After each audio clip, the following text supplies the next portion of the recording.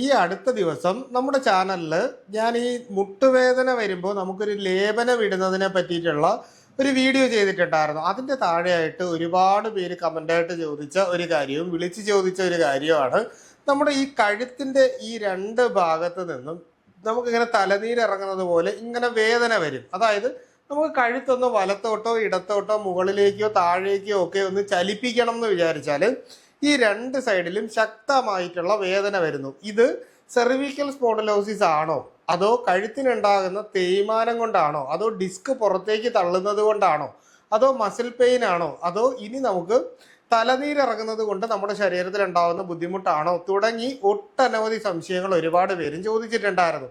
അപ്പോൾ ഈ പറയുന്ന രീതിയിൽ നമുക്ക് കഴുത്ത് തിരിക്കാനായിട്ട് പറ്റാത്ത പ്രശ്നം വരികയോ നമ്മുടെ കഴുത്തിൽ നിന്ന് കയ്യിലേക്ക് കഴപ്പ് അരിച്ചിറങ്ങുന്നത് പോലെയോ വന്നു കഴിഞ്ഞാൽ നമ്മൾ ഇതിനു വേണ്ടി വീട്ടിൽ വളരെ സിമ്പിളായിട്ട് ചെയ്യേണ്ട 1-2 ചികിത്സാ രീതികളെ പറ്റിയിട്ടാണ് പറയുന്നത്. എല്ലാവർക്കും ഹോസ്പിറ്റലിൽ പോയൊരു വലിയ ചികിത്സ അഫോർഡ് ചെയ്യാൻ പറ്റാത്ത ഒരു കാലത്തിലൂടെ പോകുന്നത് കൊണ്ട് വളരെ സാധാരണക്കാരായിട്ടുള്ളവർക്ക് വീട്ടിൽ ചെയ്യാൻ പറ്റുന്ന കാര്യമാണ് പറയുന്നത്. എന്നാൽ നിങ്ങൾക്ക് അത്യാവശ്യം സാമ്പത്തികമായി ഹോസ്പിറ്റലിൽ പോയി നിന്ന് ട്രീറ്റ്മെൻറ്റ് ചെയ്യാൻ പറ്റുന്നവരാണെങ്കിൽ തീർച്ചയായിട്ടും ആ ഒരു മെത്തേഡ് അഡോപ്റ്റ് ചെയ്യുന്നതായിരിക്കും നിങ്ങൾക്ക് നല്ലത്. അപ്പോൾ നമുക്ക് വീഡിയോയുടെ മെയിൻ കാര്യത്തിലേക്ക് വരാം. ഒരുപാട് കഴുത്ത് വേദനയെ പറ്റിയിട്ടുള്ള കാര്യങ്ങൾ നേരത്തെ പറഞ്ഞിട്ടുള്ളത് കൊണ്ട് തന്നെ ഒരുപാട് കാര്യങ്ങളിലേക്ക് ഞാൻ പോകുന്നില്ല. ബേസിക് ആയിട്ടുള്ള കുറച്ച് കാര്യങ്ങൾ നമ്മൾ ചെയ്യാനുള്ള, അതായത് വീട്ടിൽ ചെയ്യേണ്ട കാര്യങ്ങളുമാണ് പറയുന്നത്. ജസ്റ്റ് നിങ്ങളിതൊരു പേനയും പേപ്പറും എടുത്തൊന്ന് എഴുതി വെച്ചാൽ നിങ്ങൾക്കിത് കൃത്യമായിട്ട് വീട്ടിൽ ചെയ്യാം. ഞാൻ പറയുന്ന ചില ഓയിലുകൾ, അതായത് എണ്ണകളുടെ പേരുകൾ ഒരുപക്ഷെ നിങ്ങൾക്ക് മനസ്സിലാവാനുള്ള സാധ്യത കുറവായതുകൊണ്ടാണ് പറയുന്നത്, എഴുതിയെടുത്തോളാം കേട്ടോ. അപ്പോൾ നമുക്ക് ഈ കഴുത്ത് വേദനയെ പറ്റിയിട്ട് സംസാരിക്കുമ്പോൾ ഞാൻ പൊതുവെ എല്ലാവരോടും പറയാറുണ്ട്, നമ്മൾ ഈ നാട്ടിൽ കിട്ടുന്ന എല്ലാ ഇലകളും വാരിയെടുത്തിട്ട് എണ്ണ കാച്ചി തേക്കുന്ന ഒരു സ്വഭാവം നമുക്കുണ്ട്. അതായത് വാഴയിലയും അതുപോലെ തന്നെ നമ്മുടെ തെങ്ങിൻ്റെ ഓലയും ഒഴിച്ച് വേറെ ഏത് കിട്ടിയാലും നമ്മൾ മലയാളികൾ എണ്ണ കാച്ചി തേക്കുന്ന ഒരു സ്വഭാവമുണ്ട്. അതായത് നമ്മളുടെ എണ്ണ കാച്ചൽ പലപ്പോഴും ശരിയായ രീതിയിലല്ല നമ്മൾ ആരും എണ്ണ കാച്ചുന്നത്. അതായത് ആയുർവേദ വിധിപ്രകാരം എണ്ണ കാച്ചാനായിട്ട് വളരെ പ്രയാസമാണ് എന്നൊരു കാര്യം നിങ്ങൾ മനസ്സിലാക്കുക. അതുകൊണ്ട് നമുക്ക് തലയിൽ തേക്കാൻ യോജിച്ച രീതിയിലുള്ളൊരു എണ്ണയാണ് തേക്കാനുള്ളത്. തലനീരിറക്കമാണ് നിങ്ങളുടെ പ്രശ്നം എന്നുണ്ടെങ്കിൽ, അതായത് നേരത്തെ നിങ്ങൾ ഡയഗ്നോസ് ചെയ്തിട്ടുള്ള ഒരാളാണ് തലനീരിറക്കത്തിൻ്റെ പ്രശ്നമാണ് എനിക്ക് എന്ന് 100% ഉറപ്പുണ്ടെങ്കിൽ നിങ്ങൾ ചെയ്യാനുള്ളത് അസന ഏലാദി വെളിച്ചെണ്ണ എന്ന് പറയുന്ന ഒരു എണ്ണ നിങ്ങൾക്ക് വാങ്ങിയിട്ട് തലയിൽ തേക്കാൻ പറ്റും.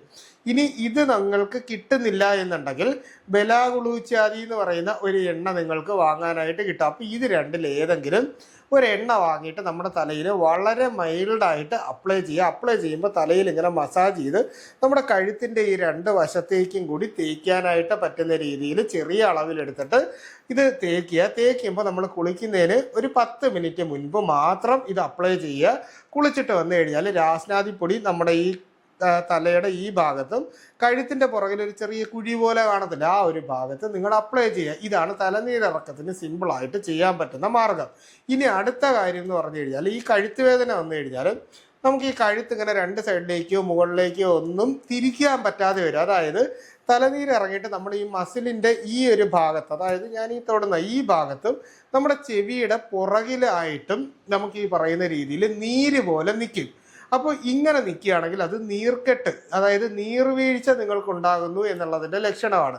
ഈ സമയത്ത് നിങ്ങൾ ചെയ്യാനുള്ള ഒരു കാര്യം എന്ന് പറഞ്ഞാൽ ഈ എണ്ണ ഉപയോഗം, അതായത് ഒരു തരത്തിലുള്ള എണ്ണയും ഈ സമയത്ത് നിങ്ങൾ തലയിൽ തേക്കേണ്ട ആവശ്യമില്ല എന്നുള്ളതാണ്. അടുത്തതായിട്ട് നമുക്ക് വേണ്ടതെന്ന് പറഞ്ഞാൽ നമ്മുടെ വീട്ടിൻ്റെ അടുത്ത് കിട്ടുന്ന ആവണക്കിൻ്റെ ഇല, എരിക്കിൻ്റെ ഇല, അതുപോലെ തന്നെ പൂവരശിൻ്റെ ഇല, കുറച്ച് മുരിങ്ങയില, ഇതെല്ലാം കൂടി സമം ഇടിച്ച് ഒന്ന് നല്ല രീതിയിൽ ഇടിച്ച് എടുത്തിട്ട് ഇതിനെ കുറച്ച് വെള്ളവും ഉപ്പും കൂടി ഇട്ട് തിളപ്പിച്ച വെള്ളം കൊണ്ട് നമ്മുടെ ഈ കഴുത്തിൻ്റെ ഭാഗത്ത് ആവി പിടിച്ചു കൊടുക്കുന്നതും, ഇത് ഈക്വലായിട്ട് നമ്മൾ അരച്ചെടുക്കുന്ന സമയത്ത് ആ പേസ്റ്റ് നമ്മുടെ ഈ കഴുത്തിൻ്റെ ഈ ഭാഗത്ത് തേക്കുന്നതും, അതായത് തേച്ചൊരു ലേപനം പോലെ ഇടുന്നതും ഈ സമയത്ത് നിങ്ങൾക്ക് വളരെയേറെ ആശ്വാസം കിട്ടും. അതായത് ഞാനിപ്പോൾ പറഞ്ഞത് ഈ നീർവീക്കം പോലെ നമ്മുടെ ഈ 2 ഭാഗത്തും കാണുന്നതിനെ പറ്റിയിട്ടാണ് പറഞ്ഞത്. ഈ സമയത്ത് എണ്ണ തേക്കരുത്. ഇനി അടുത്ത ഒരു കാര്യം എന്ന് പറഞ്ഞു കഴിഞ്ഞാൽ നമ്മുടെ കഴുത്തിൻ്റെ ഈ ഭാഗത്ത് നിന്ന് നമ്മുടെ ഷോൾഡറിലേക്ക് ഇങ്ങനെ പെയിൻ ഇങ്ങനെ അരിച്ചിറങ്ങും. അതായത് ഏകദേശം നമ്മുടെ കൈയുടെ ഈ ഒരു ഭാഗം വരെ വരും.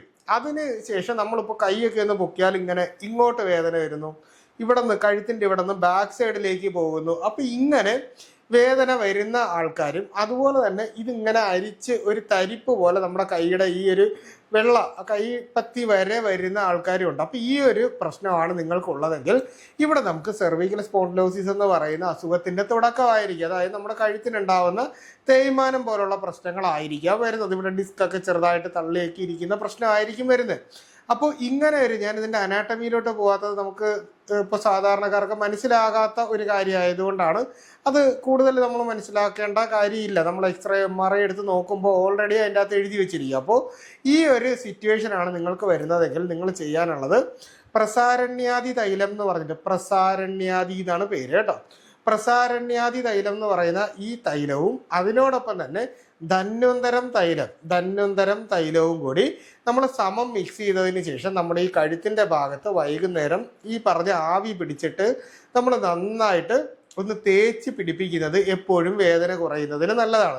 അതുപോലെ തന്നെ നമ്മൾ ഈ ഒരു കണ്ടീഷൻ വന്നു കഴിഞ്ഞാൽ തീർച്ചയായിട്ടും ഒരു ഡോക്ടറെ കണ്ടിട്ട് നമുക്ക് എന്താണ് ഇവിടുത്തെ പ്രശ്നം എന്ന് മനസ്സിലാക്കി അതിന് വേണ്ടിയിട്ടുള്ള ഈ ഗ്രീവാവസ്ഥി പോലെ നമ്മുടെ ഈ കഴുത്തിൻ്റെ ഭാഗത്തൊക്കെ എണ്ണ കെട്ടി നിർത്തുന്നത് പോലുള്ള ട്രീറ്റ്മെൻറ്റ്, അതുപോലെ തന്നെ കിഴിയൊക്കെ പോലെ ചിലപ്പോൾ നമുക്ക് ഈ ഇലക്കിഴിയൊക്കെ ആ ഒരു ഭാഗത്ത് പിടിക്കുന്നത് നല്ല ആശ്വാസമായിരിക്കും. അപ്പോൾ ഈ പറയുന്ന രീതിയിൽ നേരത്തെ ഞാനൊരു ഇലക്കിഴി ഉണ്ടാക്കുന്ന വീഡിയോ ചെയ്തിട്ടുണ്ട്. അപ്പോൾ ആ രീതിയിൽ നിങ്ങൾക്ക് വീട്ടിൽ ഉണ്ടാക്കിയെടുത്തിട്ട് നിങ്ങൾക്ക് തന്നെ വേണമെങ്കിലും ചെയ്യാൻ പറ്റുന്നതാണ്. അതാണ് ഞാൻ പറഞ്ഞത്. സാമ്പത്തികമായി പറ്റുന്നവരാണെങ്കിൽ ഹോസ്പിറ്റലിൽ പോയി ചെയ്യുക, ഇല്ലെങ്കിൽ ഇതുപോലുള്ള കാര്യങ്ങൾ വീട്ടിൽ ചെയ്യുക എന്നുള്ളതാണ്.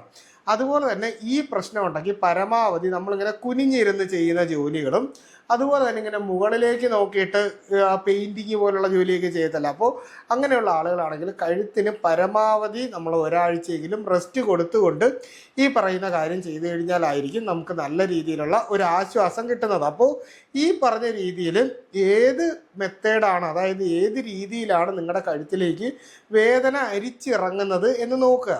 ഇതിൻ്റെ ഒരു പ്രശ്നം എന്ന് പറഞ്ഞു കഴിഞ്ഞാൽ നമ്മുടെ നാട്ടിലുള്ള പലർക്കും പറ്റുന്നൊരു അബദ്ധം, നമുക്കിങ്ങനെ ഒരു ഇപ്പോൾ ഒരു കഴുത്ത് വേദന വന്നു കഴിഞ്ഞാൽ നമ്മൾ തുടക്കത്തിൽ ഹോസ്പിറ്റലിലോ അല്ലെങ്കിൽ ഒരു ഡോക്ടറുടെ നിർദ്ദേശമോ അല്ലെങ്കിൽ ഇതുപോലുള്ള ഏതെങ്കിലും ഡോക്ടേഴ്സ് സംസാരിക്കുന്നോ ഇതൊന്നും കേൾക്കത്തില്ല. നമ്മൾ എന്ത് ചെയ്യും?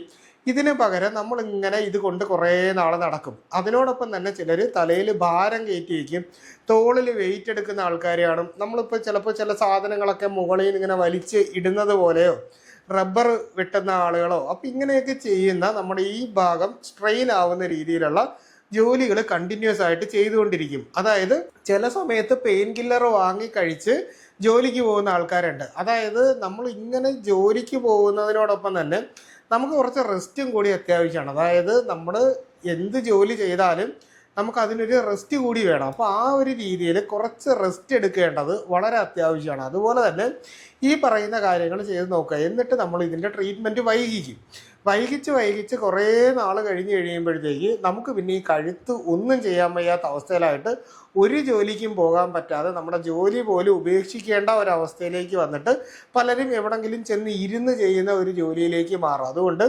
എന്നാൽ ഈ വേദന കുറയത്തുമില്ല. അതുകൊണ്ട് തന്നെ തുടക്കത്തിൽ തന്നെ ഇതുപോലുള്ള കൃത്യമായിട്ടുള്ള ചികിത്സകൾ ചെയ്ത് നിങ്ങൾ മുന്നോട്ട് പോയാൽ ഈ പറയുന്ന വേദനയൊക്കെ മാറി നമുക്ക് ആരോഗ്യത്തോടു കൂടി വീണ്ടും ഒരുപാട് നാൾ ജോലിക്ക് പോകാനായിട്ട് പറ്റും. അതുകൊണ്ട് തന്നെ ഇന്നത്തെ എപ്പിസോഡിൽ ഞാൻ പറഞ്ഞ കാര്യം ഒരുപാട് പേര് എക്സ്പീരിയൻസ് ചെയ്തിട്ടുള്ള ഒരു പ്രശ്നമായിരിക്കും. അപ്പോൾ ഈ പറഞ്ഞ രീതിയിലുള്ള പുതിയ അറിവുകൾ നിങ്ങൾക്ക് കിട്ടുന്നതിന് വേണ്ടി വീണ്ടും നമ്മുടെ ചാനലിൽ ഞാൻ ഇതുപോലെ തന്നെ സംസാരിക്കുന്നതായിരിക്കും. എന്തെങ്കിലും സംശയങ്ങൾ നിങ്ങൾക്കുണ്ടെങ്കിൽ നിങ്ങളത് തീർച്ചയായിട്ടും കമൻ്റായിട്ടോ നമ്മുടെ വാട്സാപ്പിൻ്റെ നമ്പറിലോ ചോദിക്കുക. കൃത്യമായിട്ടുള്ള റിപ്ലൈ നിങ്ങൾക്ക് കിട്ടുന്നതായിരിക്കും. അപ്പോൾ ഇത്തരത്തിലുള്ള പുതിയ അറിവുകളായിട്ട് നമുക്ക് വീണ്ടും മറ്റൊരവസരത്തിൽ കണ്ടുമുട്ടാം. അതുവരെ എല്ലാവർക്കും ഗുഡ് ബൈ.